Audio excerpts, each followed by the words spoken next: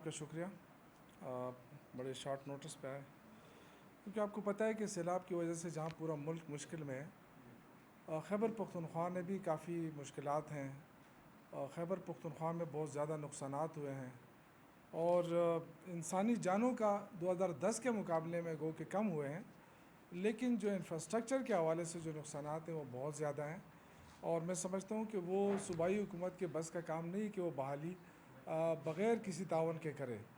ये तकरीबन हमारे 13 डिस्ट्रिक्ट इस वक्त आफत ज़दा करार दिए जा चुके हैं और 289 लोग जो हैं इस वक्त जाँ बाक हुए हैं पूरे उसके अंदर, और तकरीबन 348 ज़ख्मी हुए हैं और 6,75,000 लोग डिस्प्लेस हुए हैं जो बेघर हो चुके हैं, जो जिनको हमने मुख्तलिफ़ जगहों पे 21 कैंप कायम किए गए हैं, उन कैंपों के अंदर रखा है। कुछ ज़्यादातर लोग अपने रिश्तेदारों के घर गए हुए हैं और सूबाई हुकूमत इस वक्त जो सबसे ज़्यादा फोकस किया हुआ था वो है इंफ्रास्ट्रक्चर और रेस्क्यू। इस पे वज़ीर आला महमूद ख़ान ने ख़ुद निगरानी की और इन 13 डिस्ट्रिक्ट में ख़ुद गए, अपने वज़रा की टीमें भेजी। जो MPs थे, बल्दियाती नुमाइंदे थे, उनकी टीमें बनाई, वो अपने लोगों के साथ खड़े रहे। वज़ीर आला मुतासरीन के पास गए, ख़ुद गए, उनके साथ मिले, उनकी मुश्किलात देखी और तमाम जितने भी जो इमदादी काम थे उनकी निगरानी की। तो ये एक मुश्किल वक्त भी है और मुश्किल मरहला भी था, लेकिन मैं अल्लाह का शुक्रगुज़ार हूँ।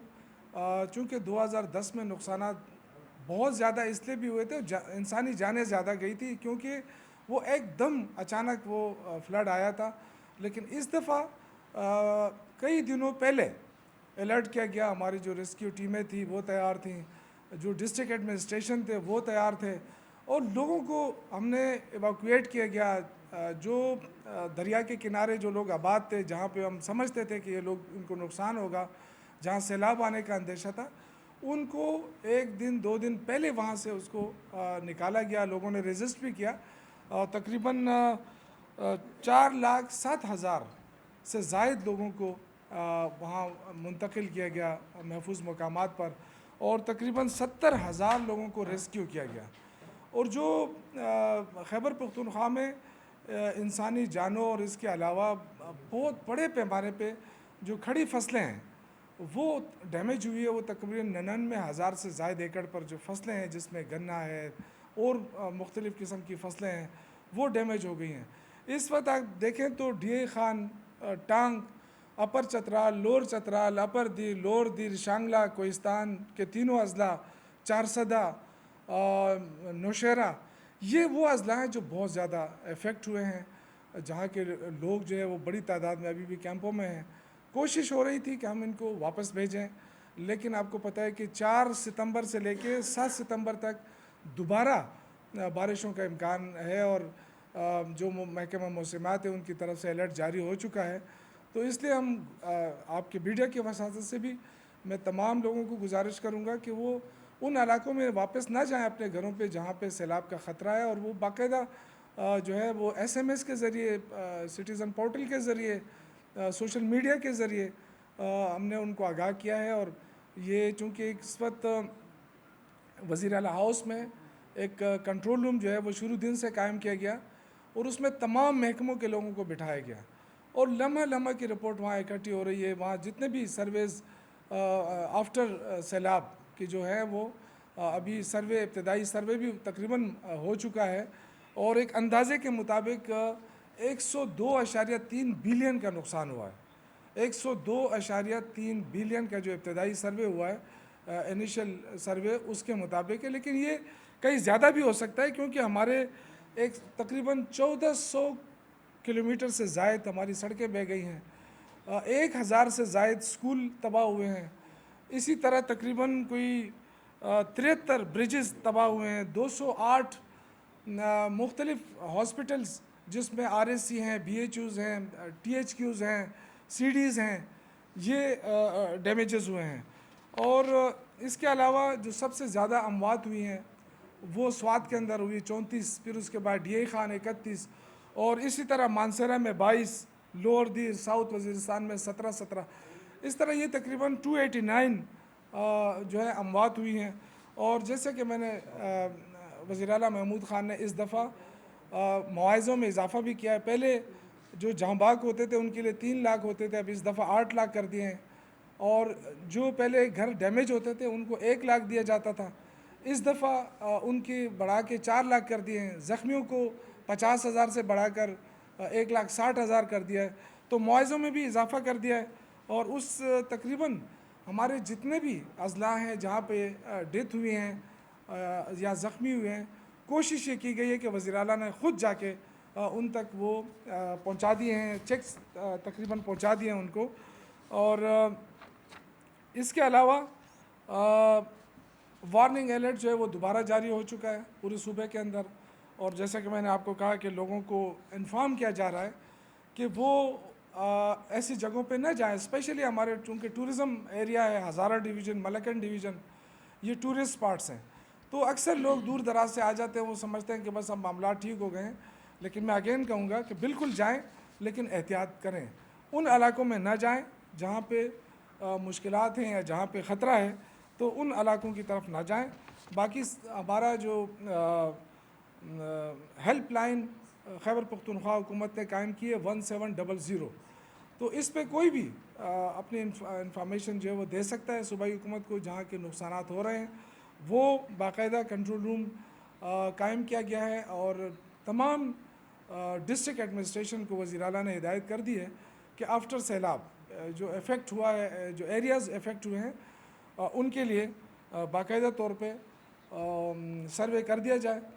1200 मिलियन शुरू दिन से हमने जारी किए थे और उसके बाद जैसे जैसे नुकसानात बढ़े, ये मैं रेस्क्यू की बात कर रहा हूँ और रिलीफ ऑपरेशन की बात कर रहा हूँ, तो 2.5 बिलियन रुपए हमने 2 दिन पहले वज़ीर आला साहब ने वो 2.5 बिलियन रुपए भी रिलीज़ कराए, ताकि जो रेस्क्यू ऑपरेशन था, जो रिलीफ एक्टिविटीज़ थी, वो सही तौर पे वो सरअंजाम हो सके। और अल्लाह के फ़ज़ल से मैं ज़रूर कहूँगा कि ये हमारे 1122 हमारे डिस्ट्रिक्ट एडमिनिस्ट्रेशन और जो रेस्क्यू टीमें थी और हिलाल अहमर और जो दूसरे सिविल डिफेंस की टीमें थी, मैं उन सबको खिराए तहसीन पेश करता हूँ कि उन्होंने अपनी जानों को मुश्किल में डालकर मुश्किल इलाकों में लोगों को रेस्क्यू भी किया।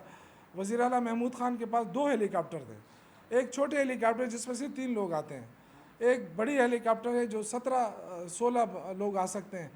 उन्होंने शुरू दिन से अपने बड़ी हेलीकॉप्टर जो है वो हवाले कर दिया है रिलीफ एक्टिविटीज़ के लिए।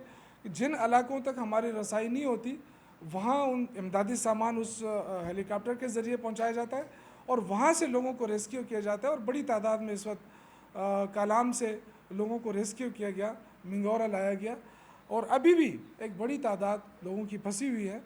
मैं आपके तवज्जुह से फ़ेडरल गवर्नमेंट से तो क्या अपील करूँगा, क्योंकि फ़ेडरल गवर्नमेंट के वज़ीर आज़म आते रहे हैं और तस्वीरें बनाते रहे हैं और 10 अरब का ऐलान भी मीडिया पे कर चुके हैं, लेकिन अब तक जो रिलीफ एक्टिविटीज़ है उसमें उनका कोई किरदार नज़र नहीं आया और ऐसा लगा जैसे कि खैबर पख्तूनख्वा को तनहा छोड़ा गया है। तो इस पे हमें गिला भी है, शिकवा भी है कि इन्होंने इस मुश्किल वक्त में खैबर पख्तूनख्वा के अवाम को हाथ नहीं दिया। आए, तस्वीरें बनाए, चले गए। लेकिन वज़ीर आला महमूद ख़ान ने कहा है कि अगर हमें कहीं से भी 1 रुपया भी ना मिले, कोई भी ताउन ना करे, तो हमारे पास जो वसाइल है हम अपने वसाइल से लोगों को बहाल करेंगे, इनको हम तनहा नहीं छोड़ेंगे। और ये मैं कहूँगा कि इसके अलावा जो हमारे जो एग्रीकल्चर के अंदर जो हमारा डैमेजेस हुए हैं, उसका जो तखमीना लगाया गया है वो कि 18 बिलियन से ज़्यादा है, जिसमें मैंने आपसे कहा कि कैश क्रॉप्स वगैरह ये सारे उसमें शामिल हैं।